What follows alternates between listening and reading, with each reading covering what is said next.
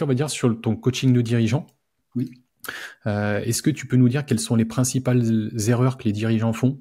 Après, que ce soit Ouais. voilà en matière de stratégie, de management, de communication, de prise de risque. Toi, voilà, on va dire la plupart du temps, pourquoi Eventower et quelles sont leurs principales erreurs? Ouais. Ok.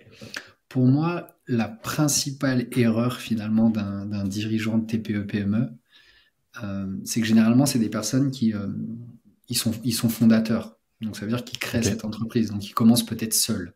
Je te prends l'exemple d'un plombier. Si son entreprise il commence seul et qu'elle se développe, c'est sûrement que c'est un très bon plombier. Il se fait une bonne ok, renommée, le bouche-à-oreille fonctionne, et puis il est obligé de prendre une personne, deux personnes, trois personnes. Et en fait, ce dirigeant, il devient dirigeant, mais il est avant tout très bon dans l'opérationnel. Ça veut dire que c'est un très bon plombier.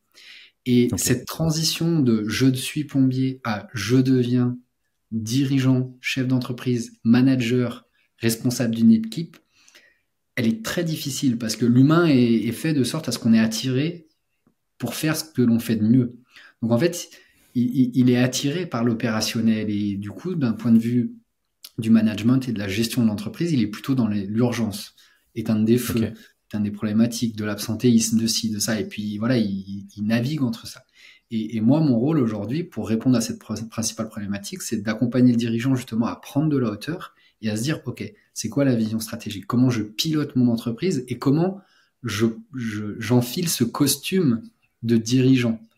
Parce que je sais tellement bien faire l'opérationnel que je suis attiré par l'opérationnel. Non, prends ce costume de dirigeant, enfile-le, on le remplira plus tard, petit à petit. Et l'idée, c'est ensemble, on prend toutes les problématiques que tu rencontres et on essaie justement de les anticiper. Il y a de l'absentéisme, très bien. Pourquoi il y a de l'absentéisme? Comment on essaie de anticiper cet absentéisme d'un point de vue managérial? Est-ce qu'il n'y a pas des choses à revoir? Et puis finalement, on essaie ok. de prendre de l'avance sur tout ça, sortir de l'opérationnel, prendre une vision et surtout une direction. Donc, à partir de là, le dirigeant prend conscience déjà que oui, il n'a pas endossé forcément le costume. Deux, les problématiques qu'il vit, bah, il n'est pas obligé de les subir, il n'est pas obligé d'être dans la réaction et du coup dans l'émotion, le stress, tout ce qui va avec.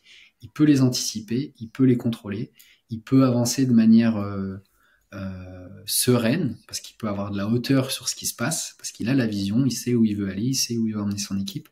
Et c'est très différent de la gestion, moi j'appelle ça la micro-gestion, qui est au jour le jour dans la réaction est très émotionnelle, et passer sur une macro-gestion où on a une vision, on a une stratégie, et on sait où on veut aller. Et les dirigeants sereins, ben, on se rend compte que c'est ceux qui savent où ils veulent aller et qu'on pu mettre en place cette stratégie. Et pour ça, ben voilà, l'erreur numéro une, c'est pas rester piégé dans l'opérationnel. Ok. Eh ben, écoute,